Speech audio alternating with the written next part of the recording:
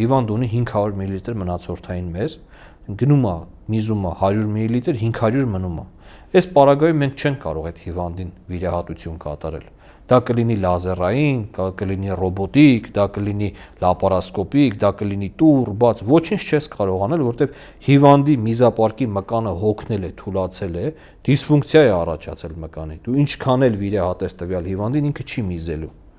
Այս պարագայում տվյալ հիվանդը պետք է սկզբից անցնի որոշակի փուլեր բուժման, որն է, պետք է միզապարկը միշտ դատարկ մնա։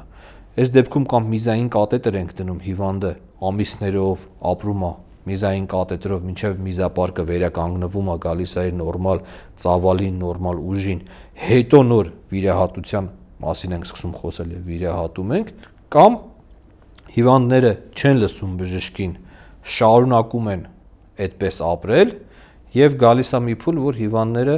վատ ինքնազգացողությամբ կամ անգիտակից վիճակում հայտնվում են ռեանիմացիայում, որտեղ կրեատինինը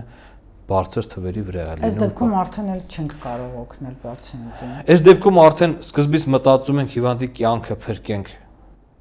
այդ քրոնիկ միզակապության առաջացած խնդիրների հետևանքի պատճառով հիվանդի կյանքը փրկենք, թող փրկվի, հետո նոր որ կփրկվի ամիսներ կամ տարիներ հետո այդ միզապարկը կվերականգնվի